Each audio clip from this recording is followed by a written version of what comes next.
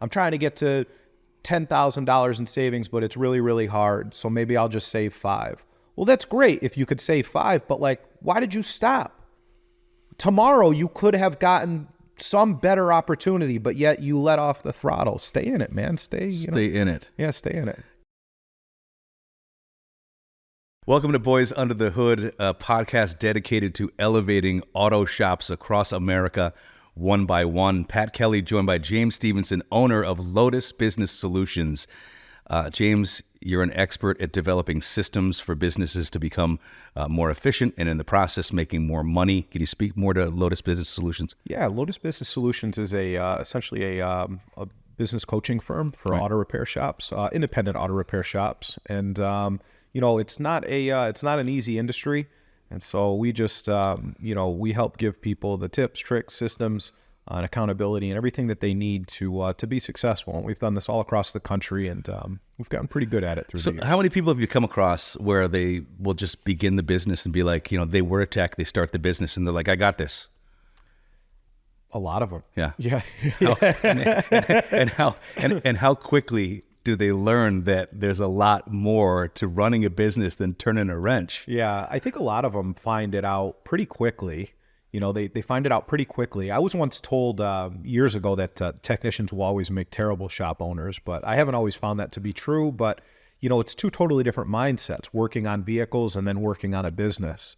And, the problem sometimes with technicians is that they want to solve all of the problems and they want to be a little bit more hands-on, where when you run and own and run a successful business, you can't really be that hands-on with any one part of the business. You have to really work on the business and not so much in the day-to-day.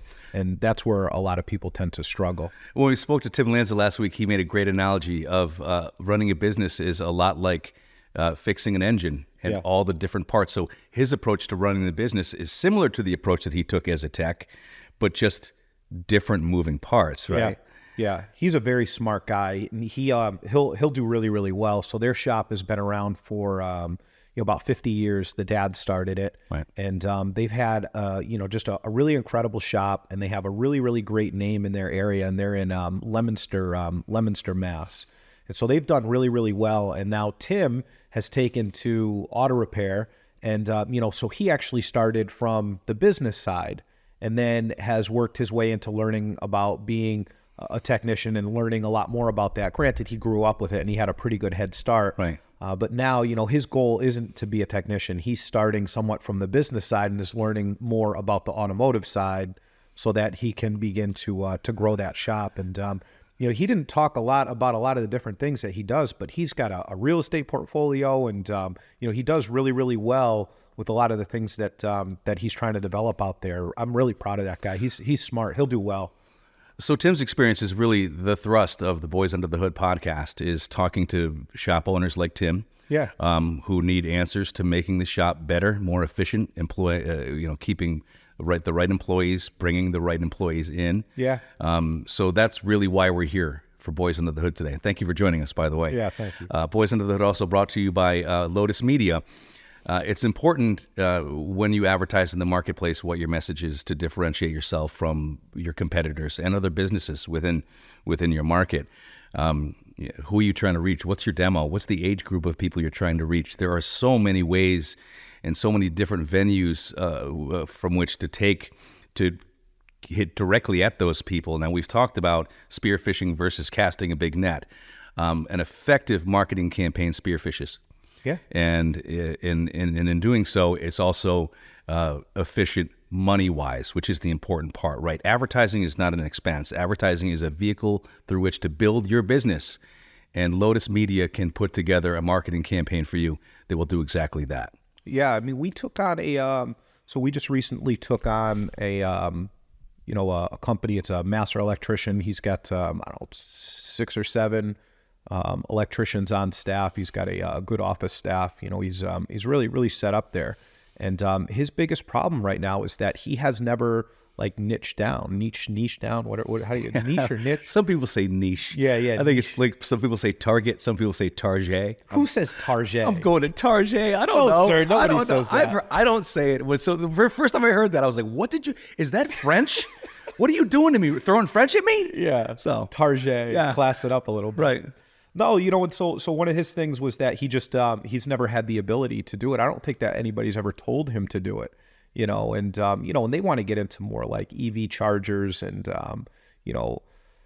EV chargers. They're big into like custom lighting, like I don't know, when you walk into a really crazy house and there's like an iPad and it controls everything, but now you control it from your phone. And so they're smart homes. And so they're really big with that stuff. And that's really big in their area. And they weren't showing up in search for any of that stuff, but they were showing up as an electrician, but that's not what they want to do. They don't want to go to your house and just replace outlets and things, Right. And so it was very important for us to figure out what they actually do and then go after that, spearfish, Yes. It's the way to do it. And as I said, a lot of people think of advertising. Oh, I can't afford to advertise. Well, that's not true. If that were true, there wouldn't be people advertising regularly. Yeah. Because that's what I've found too. Those who do market regularly are always there. And you ask yourself, how come this one restaurant is constantly on the radio? It's not because it sucks. It's because they've developed a clear message that's bringing business to their business. So it's all about the creative. It's all about spearfishing, knowing who your audience is, maybe going after the nights that might be slower than others, right? Mm-hmm. Targeting the times where you're not making money and maybe not dumping a bunch of money into places where you're making more money than you should be on the one day a week you do. Yeah. I mean, why do you think that is, that people think that a business doesn't do well if they advertise all the time? Like, where do you think that came from? That's insane. I think that speaks to a business who is just making it. Like for someone who's just making it, and there are reasons, their systems probably have a lot to do with why they're just making it. And they're like, well, I don't have the added money to have this expense to market. Yeah. But it should never be an expense, right? Like if you're doing it properly, it is not an expense. It's just not. It's an investment in your company. Right. How many times have we had this discussion where you need to make a commitment? You need to make a 6-month commitment. Yeah. Here's what we're going to commit ourselves to do. We're going to commit to the money. We're not going to commit to a week. And if it doesn't work, whatever. If it doesn't work a weekend, maybe there's things that need to be tweaked. But it's always a work in progress. I mean, even for businesses like Precision Auto in West Springfield is a good example. Even for businesses who are constantly on, it's always a seasonal change for us. I mean, here, winter in New England, people who have vehicles have different needs than they do in the summertime. Yeah. It's just the truth. So right now we're talking about, is you turn on your heat, is the hot air not blowing? Mm-hmm. That could be a real simple fix, or it could be a bigger issue. Bring it in, we'll fix it up for you. We talk about things as benign as, did you get in your car today and the tire pressure sensor went off? Well, that's all that is air, right, getting cooler. Bring it to Precision. We'll reset the system and air you up and good to go. Yeah. Small things like that. It's almost like a consulting thing when it comes to automotive, because people often don't need things right here, right now, but they'll eventually need brakes. Yeah. They'll eventually have a suspension issue, particularly in friggin' Western Mass, where they rip up the coal patches every single year with the snow plows, and then next year they'll go ahead and fill them in so that they can rip them up again next year with the snow plows. You've been on this. Oh, the potholes here. So, and I've talked to Matt about this. So potholes can range from maybe damaging your car to being like a health issue around here, right? Yeah, they can. So you're not wrong. You got to make sure that. So, and I don't mean to kind of go in the wrong direction, but my point is, we adjust along the way. That we don't have one constant message that we constantly push out like that. No, it's right person, right message, right time. Right. Just because the car doesn't break 3 days in a row, the car breaks one of those days. You have to advertise all of those days. They don't need you today, but tomorrow they're going to. And when I've been doing this for a long time, and so everything that we do, as you do it, you continue to build data, right? Like your experience is essentially our data. And my data is different interactions with different shop owners, different business owners. I mean, we really only talk about auto repair shops, but we have a pretty healthy client list of like all kinds of different businesses, mostly trade-based businesses. Like, I don't know how to advertise your bar. You know, I wouldn't know how to work with your bar, and I wouldn't know how to put systems in place. I'm sure I could figure it out, but I'm not best suited for that. But like trade-based stuff, we've got a lot of clients that do this. And so when these people contact us, a lot of them are just saying, hey, look, I need more cars. I need more customers, you know? And the problem that they're running into is that there's like this unspoken race to the bottom with all of these different businesses. You know, a couple of weeks ago, we did a podcast, and there was a section that I believe I had spoken about. You know, you have to charge what you're worth, you know? And people will say, you know, there's this regular not battle, but regular back and forth, especially with new clients. Like, hey, look, we need to figure out how much your business costs you an hour. And then from there, we can determine an hourly rate. If you sell hours, right? If you sell labor and you sell parts, and that's it, you wouldn't just let somebody walk into your business and take parts off the shelf and walk out, right? If you had 100 parts there, and at the end of the day, all of a sudden there's only 40 left and you didn't sell any, right? Or you only sold a couple and there's only 40 left, what would you say? You'd probably be pretty upset, right? You know, so why do we not charge for labor when we look at a customer's car, when we look at their vehicle, right? When we spend time and we go out to their house to look at an electrical issue or a plumbing issue or something, right? We think, well, the customer doesn't want to pay for that. You know, I know this may sound harsh, but like, then the customer can't have the service because your guy doesn't want to work for free. And, you know, the vehicles that they need, if you service things on site, you know, such as electrical or plumbing or something, you have to drive that vehicle there. The vehicle costs money, the insurance, the fuel, you know, whatever. And so when you start looking at all of these expenses, and people will get into this situation where they say, well, I can't charge more. People are going to get upset. That's not necessarily true. You know, if you were to rhetorically, I would never do this, but rhetorically, if you were to ask the client, you'd say, hey, look, would you work for no money? Do you go and work somewhere just because they pay the least, right? So when we own businesses from this side of the fence, I want to get the people that are absolutely the best. And so that doesn't mean that they're the most skilled all the time, but what that means is that they have the things that we need: proper attitude, aptitude, right? They're smart and they have good ethics. Yep. And sometimes you can hit a home run, you get all of that, and they have great experience that you can build upon. But in most cases, we have to train those people. When you get these really good people, I don't want somebody that doesn't have goals. If you don't want to go buy a house, if you don't want to stay in shape, if you don't want to, you know, do better things with your family, I don't know, man. Like, I don't know if I really want you working for me, honestly, because I want people that have goals, because they know the easiest way to hit their goals is to help the business hit its goals. Right. So I want to back up for a second, because you talked about, you know, pricing, and you need to know what your operating expenses are. So a huge part of that obviously is being accountable. In your experience, are business people who have not gone through that process, are they reluctant to do it because they're afraid of what the end number is going to be? It's like asking past clients that haven't come into you for feedback, right? If you look at your client list for 12 months, if you're a trade-based business and you look at your client list for 12 months, this is an exercise we do regularly. So sometimes those people have come in and they came in on a discount, they came in on a referral, however they came into you.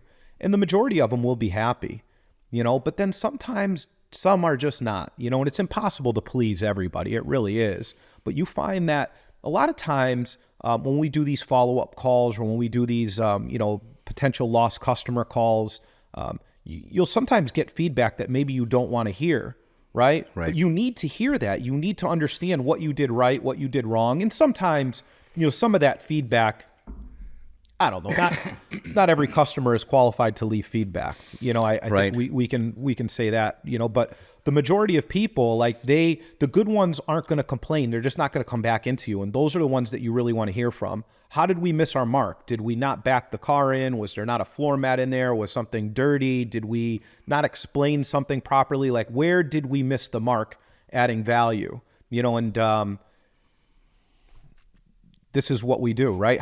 Then we create systems around making sure that whatever that problem is fixed. Right. And it's fixed essentially forever. And everybody knows how to duplicate the same exact result, regardless of day of the week, time of day, or who's doing it. Everybody does it the same way all the time so that we can get the majority of people happy. But you'll never get everybody happy. So when we talked to Tim last week, and I don't even know if we asked him this question, when you first sat down with him and said, okay, I need to look at your books to see what your operating costs were. Was he shocked when he saw what they were, or were they right around where he thought they were, or how did that go? I don't know. So sometimes when we, actually not sometimes, just about all the time when we take on a new client or when we take on a portfolio company, right? And so the difference being is that one we own, one we just work with. Right. And so we give them a lot of the same resources, but companies that we own, it's more all-encompassing. So, we manage all of your financials, we manage all of your marketing, we do all of the executive stuff, and we help you build the plan. In coaching, a coaching relationship, we help you understand all of those things, and we can point you in the right direction, but we won't do your marketing for you. We can either explain our service and you can pick us, or you can go with somebody else. We can explain our financial services, or you can go with somebody else. And basically from there, we're helping them develop the plan. It's a very, very hands-on. Either one is very hands-on, but coaching is a little less involved for us, where the businesses that we own, we are in those businesses. We go there, we consult those companies like on the location, a couple times, I don't know, at least once a month for the most part. But it really puts you in a position of being brutally honest, right? You've got to be brutally honest with yourself if you expect to be successful in business. Is that hard to do? I mean, for the guys who are like literally working day to day and they're like, I made it through Wednesday. Is it hard for them to sit down and be willing to put together a plan? That's a great question. Pat, I think, I've known you for a lot of years now. And you've got a firm handle on my personality, and I can have a good time and everything, but like as far as work goes, like I'm very dry, I'm very direct, I'm very analytical, and so I need to understand, or I need to make sure that the people, the people that I'm going to work with understand my personality as much as I understand theirs. And so we go through a series of calls, right? So the first time they'll call it, we have maybe a 15, 20-minute call. And what I'm trying to do is determine who they are. And they're interviewing me as much as I'm interviewing them. From there, if we like that shop or we like the personality, we'll get them to sign an NDA, and then we request a lot of different documents. And then from there, we go through another series of interviews. And the entire thing is about just making sure that we are the right fit for them and that they're the right fit for us. We want to make sure that it's going to work because, it's a pretty big commitment, and we don't like half step. Once we go into these things, we are essentially restarting these companies when we go into them. We are changing logos, websites, total online presence, all their systems. In some cases, we have to add a lot of staff. Some cases they don't really have a lot of staff. We'll invest in companies that are, starting up. They don't have a big, strong revenue history, but, you've got somebody that is just insanely good at what they do, and they're undercapitalized and they don't understand how to do the job. And so we give them a little bit of money. We help them put some systems in place. We help them hire. We teach them a lot of the stuff that they need to know, and we get them off the ground. And we get them off the ground pretty damn rapidly too, Patrick. Not only do you get them off the ground, but you also get them home to their families on the weekends. Tim is one of the things that he really took from this whole interaction with Lotus Business Solutions was, I get to eat dinner now with my girlfriend. Yeah. Yeah, date night. It was date night. It was date night. Which is why he was able to come here. Yeah, right. Was date night. Yeah. You're listening to watching the Boys Under the Hood podcast. We're dedicated to elevating independently owned auto shops across America. James Stevenson, owner of Lotus Business Solutions. Another part of this, and I know that you can speak to this directly, is Lotus Financial is a big supporter of Boys Under the Hood. And I'll ask anyone watching, if you own a shop, how many times are you going home and doing the books after a long day of work? It's the worst. Spending the weekend doing the payroll, making sure all the HR is up to date. You want to run a 401k? How do you do that? A busy business owner doesn't necessarily do the books on Friday or something. They go into it well-intentioned, but a busy a business owner without systems that is running from problem to problem to problem never gets their books done on time. And then they end up doing like 2-3 months of books all at the same time. And how do you remember an expense from 90 days ago? It ends up being a mess. Yeah. Lotus Financial is incredible. And can I just say that the IRS doesn't like it when you say things like, I don't remember. Can't we just look the other? No, it's gotta be tight. You're in business, right? Yeah. I mean, and then the other thing is eventually, a business is like a house, and a lot of people don't realize it like that. Everything that you're doing is getting it ready for sale at some point, unless you're trying to own a job, and then go ahead and do that and you can secure your own job. But we teach people how to own businesses so that they can build some equity, build, some wealth in a lot of cases, and, I don't know. It's really, really important, man. I know we got a question too. You want to take that? No, actually, I'm sorry. I just actually got a text from someone in Los Angeles who would like me to start doing mornings on the radio there as soon as possible. Yeah. So, you want to go out there? See you guys. I got to get... No, hell no. Of course I want to get to a question. And we depend on your questions. Leave a comment, leave a question. Please interact with us. We want to make this as much interactive as we can because, obviously... we can't provide solutions if we don't know what the problems are. So please feel free to ask a question. And if we answer it here on Boys Under the Hood, you win absolutely nothing. But you could head to our website too. It's lotuspe.us. You could head right over there, or boysunderthehood.biz. You can ask us a question. You can learn a little bit more about what we do and why we're here. And just by going to the website, you can get some insight on all of this stuff. It's basically a free consult initially. So let's get to this question. And it comes from a guy in Burlington, Vermont, which hits home here because, as I said, winters in New England are different than winters in Nevada. There's different needs for people driving cars. So you don't ski, do you? You don't ski? I do. You do ski? Yeah, I ski. Like the wind, huh? Just I don't mind it. Very gracefully. The only part that sucks about skiing is the chairlift. Really? As you're sitting in the chair, they're freezing your balls off the whole way up the hill, and the wind is blowing you. Once you're skiing and once you're active, you get damn sweaty. Like if you come down the mountain and go into the lodge with all bundled up like that, you got to start taking layers off. Yeah, because you're sweating. Oh, I love it. I love it. I've snowboarded forever, and I got on skis maybe 2 years ago. And somehow I just took right to it. Yeah. I love it. And I feel like skiing is more age appropriate for like my size and age at this point. If I fall down, my bones, I think, are brittle. I just get nervous about this, like snowboarding. I know a lot of people that do it. You're strapped to one board, right? So you fall, you're breaking your thumbs. You're falling flat down. On skis, so you can crash. I wear wrist wraps. So like you would wear... like weightlifting almost? No, they have like a hard plastic thing in them. And they kind of strap to your hand, and I could slide my glove over them. And you know why? Because through the years in different parks and just racing your friends down the mountain, or whatever we would be doing, I've seen too many people fall and like snap the whole thing. Same. So I always just wear those. Yeah, I mean, there was a time when early on where if there was a jump, I'd hit it. I'd hit every single jump I could. But as you get older, you're like, wow, man, I'm just not good at landing as I used to be. So now I go with the nice, the blue square, right? The intermediate, something nice. Hopefully a lot of snow, but hopefully after we read this guy's question, he'll want to go skiing with us. I'll be getting into it. Yeah. Hey, you want to go skiing with us? Okay, this comes from Quinn, who is an auto repair shop owner in Burlington, Vermont. He says, I think your show is awesome. Thanks, Quinn. Appreciate that, brother. Thank you, Quinn. And I'm really hoping that you can help me with a pretty major issue that I'm having. Times have been a little tough. We're a really busy shop on a main street in Burlington, Vermont. We've been around for many years, but I find us having a lot of major ups and downs. I can't even seem to get ahead and don't know if I'm even right for this.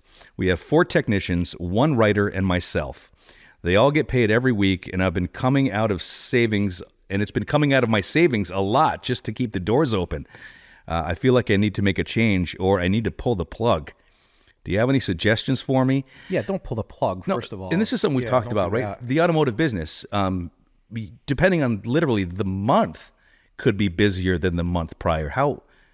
What are your words for Tim? Or Quinn, sorry. So, I mean, a lot of this is going to fall back into, into how is he marketing and what is he doing? And so marketing isn't just putting ads on Rock 102 or putting ads on Facebook. It's anything that we do. It's it's the logo on our hat, our shirt. It's how do we treat people. It's how do we it's everything, right? It's our sales process is marketing. It's any interaction. It's your commitment to the community and what you're doing to help out the people in your town. It really is. Yeah, it's all of it, and so years ago, and I don't quote me on these stats or anything, but years ago, you used to be able to touch somebody, I don't know, a few times and they would come in, and now you've got to touch them, 15, 18, 20 times probably to get them to notice you.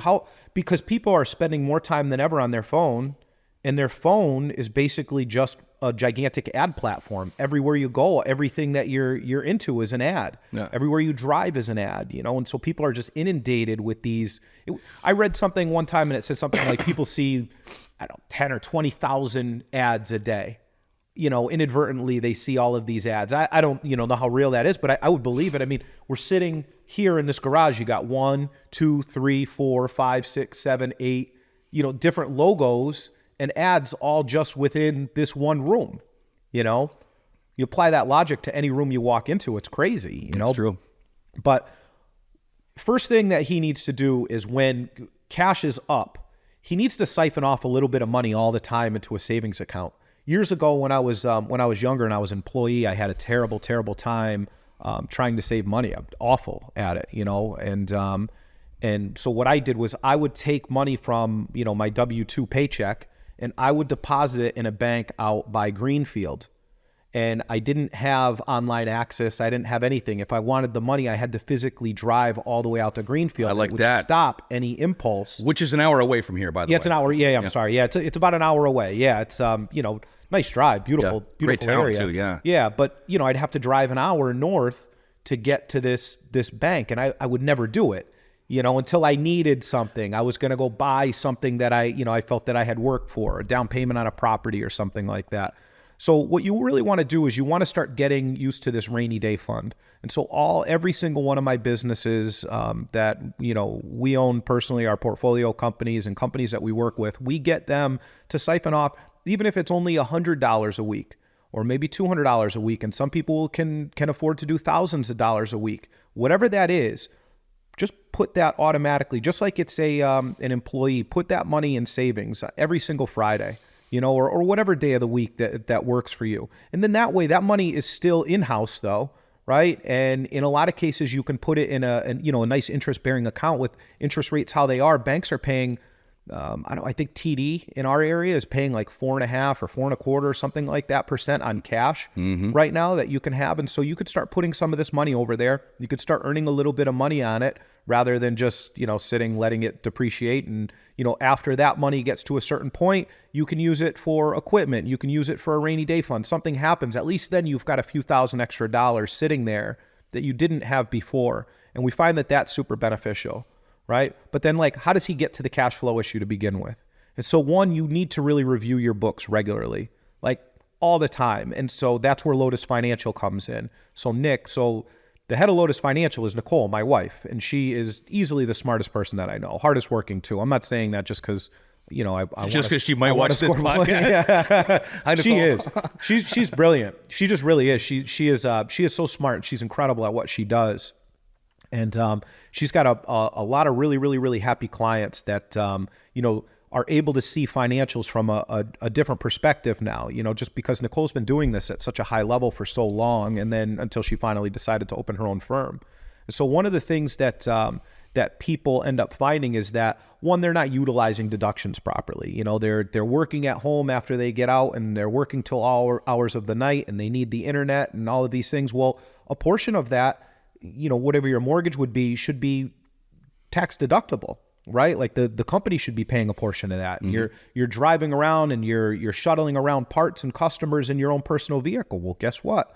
That now a portion of that becomes a business expense. And, you're paying to send your kid to college. Well, why are you paying out of cash flow right now? You should, have a, I believe it was a 504 account, right? And then there's other ways that you can pay your child to help in the business, and you could pay them over $13,000 a year, totally tax-free. And so Nicole is really good at helping people utilize a lot of these government programs that people aren't already using, because her goal is to obviously stay in compliance, but purely black, purely white, but she wants to stay on the good side of things and make sure that you are utilizing all the deductions and all the programs that you can at your disposal, because at the end of the day, we need cash flow and we need time, right? And so she helps free up time and she helps free up cash flow, and she'll also help figure out where these black holes are and where you're overspending. And it's very easy for somebody that does this all day long that's not involved in the business to see it.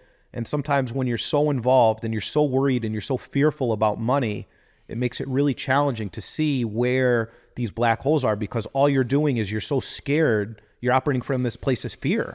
I need to pay my bills. I don't have any money to pay my bills. Right.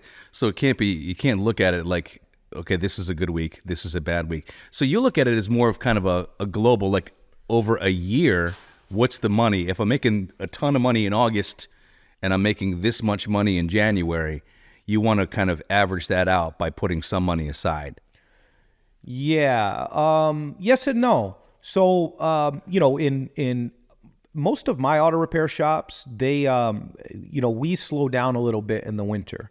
And it's not so much that the dollars slow down, it's just the car count. So we'll get these spikes. Even though we advertise very consistently, it's just the demand isn't always there so much in the wintertime, especially come holiday time, because if somebody has a brake noise, but the car is still stopping and they're just squealing, they're probably going to go buy some gifts for family and maybe a trip or do something, that is more advantageous for them than spending money on a brake job. Make sense? It does make sense. So with this question, he needs to advertise more consistently too, right? So if he can get his cash under control and he can start to save a little bit more when he's doing well, and he could save a little bit less, but still make sure he's saving something when he slows down, which is super, super important, he can begin to allocate a little bit of money too, or even some of that money over to advertising. And so much like we talked about, for a little bit at the beginning of this show, you just like an okay marketing plan that is done essentially every day, just consistently for 365 days a year. Busy, slow, super busy, hectic, any of that stuff, like through any climate of the business, if you just advertise through all of those climates the same, even if it's just an okay marketing plan, it will beat 10 out of 10 times, it will beat an incredible marketing plan and an incredible offer that is done only every once in a blue. Right. And you're right. And being consistent over time also adds to the credibility of your business. I can't tell you how many times people have asked me outside of work, is Precision Auto really that good? And I'm like, yeah. I'm like, I wouldn't throw my weight behind them if they weren't first. Yeah. But it's an incredible shop. But it's every single day. And as I mentioned, part of it is tweaking the message. You mentioned we're coming into the winter. There are different needs for people. Yeah. Right. You don't really need to talk about cars overheating as much in January as you do in August. It's true. Yes. Yeah, So you've got to, seasonally, you've got to know who your demographic is as well. And what does a car do in January versus what it does in April? What are the needs of a car in the early fall versus January? Answer that question, come up with a creative way to spread that idea consistently, and business will grow. That's just the end of it. Sell the hole, don't sell the drill. Yes. Explain how you're going to solve a problem and do that over and over and over. Precision is really, really excellent at visually articulating these stories about, hey, this is what went bad. This is what the new one looks like. This is how the customer could have prevented it, or this is how we helped them. And so we always go back to this method. It's 3 C's and a V, right? So what that means is the concern. What was the customer's concern? Why did they bring it in? The cause. What was the actual cause, right? So the customer's got squeaky brakes, right? We inspected the brakes and we found that one of the brake calipers was locking up, and so he ultimately needed brakes and one caliper and a hose, right? Cause, correction. Right? Correction. What are we going to replace? And then the verification, right? So we've got concern, cause, correction, verification. And Precision has a couple guys look at the fix as well. It's not just the guy that does the actual work. Yeah. You also have someone else come in and take a look at it. So precision systems are built because I am a lunatic, for lack of better words, right? Like what he means by that is he's very particular. Very he's particular. not a lunatic. Yeah. Like so particular. You want shit done right. But still, you know what I mean? And so through the years, people have criticized about that, and I'll never back down about that. I'm not going to compromise my service because somebody else does, or somebody else wants to charge. Like my service costs what it costs, but it's a perfect service. And if it's not, you just come back and you tell me, and I'll make it perfect. I'll make sure that it's right. So precision for many, many years, obviously, was, my main first business. And then working in that company, I eventually began working on that company and working with other companies. And we began to really build out a pretty cool template for a system that is like just insanely high quality. And that's what precision delivers all the time. Our comeback ratio is insanely low. Our customer retention rate is insanely high. Our CSI is high. And, we do all of that 365 days a year. We stay very, very busy and very steady, for the most part. So Lotus Business Solutions has basically taken that sort of framework and just go like this to another shop. Yeah. So that's exactly what we do. So I take the systems that I've learned, everything that I've learned from working in precision, which is in one of the most difficult markets in the country. The Northeast is unlike any other market. People don't quite realize this when you talk to your friend that lives down in Dallas or, the Northeast is different. It's a different area. If you can do well in this area, you can kill it in just about any other area. It's a challenging market. It can be. It's a rewarding market, but it's not as easy as it is in some other places. And so we've taken all of these systems, and then all of these other clients and all of these other businesses that we own, we take data. We talked about data, right? We take all of this data, all of these experiences, all of these fixes, all of these pain points that we've gone through and determined a fix for, and a long-term viable, sustainable solution to fix these problems that these business owners have. And we apply that to every business. And so every single day we're collecting data. And so every single day we're getting better, and our businesses are getting better. We don't always have an answer to every single solution, but we work on it and we figure it out. And as things evolve, technology evolves, time evolves. Like COVID was a huge one. We talked to Aaron and Steph the other day, and they were talking about, so Aaron and Steph were on a podcast with us a couple weeks ago, a month ago, something like that. And, they were a client of mine for many years, 3.5, almost 4 years. And we took them on. I was with them for maybe 6-8 months, and they were a new shop. And then COVID hit. COVID hit, and the whole world stopped. And then the whole world has changed after that. And they did a really tremendous job at adapting to any changes and beginning to really think outside the box as to like what customers would like and what they wouldn't like and so on. They ran into all kinds of like weird problems that they just plowed right through. And that's one of the things that really makes, and just to kind of touch on the last point with this guy, Quinn from Burlington. So just to kind of touch on the last point, you can't do anything without a good mindset. So one of the things he says, well, I don't know if I'm good at this. I don't know. Yep, you're good at it. You know what I mean? Just know that you're good at it. Act as if. Just keep staying very, very focused on what you want. Man, everybody runs into, how many times in the past month have you been like, fuck, man, I don't know if I'm good at this. I don't know if you know what I mean? You know what I mean? How many times do we run into that like self-doubt? I don't know if this is right for me, especially somebody that starts or owns or runs a business. You are filled with this negativity that goes on in your head. And the first person that you have to fix before you save $1, before you start worrying about marketing, you have to tell yourself that you are meant for this and that you are going to do something different. The Secret is a great book about the law of attraction, and the things that we think about, we begin to manifest and we begin to attract to ourselves. If you think negatively about things, you wake up in the morning and you get out of bed and you're just cranky, that whole day is going to suck. Right? That whole day sucks. It's easy to fall into, though. I mean, it happens to all of us. It's happened to you and me. We talk, outside of this. Sometimes it's not easy, but it does take a self-adjustment sometimes. I mean, to the point where there are days, and this is true, where I'll look in the mirror and I'll be like, I know what the fuck I'm doing.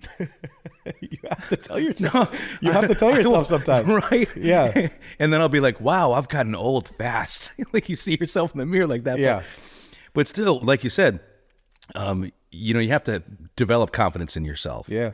Right. Yeah. And it's tough. You have to quiet the noise. Like I don't, people that, I know watch this, but like I never listen to the episodes after.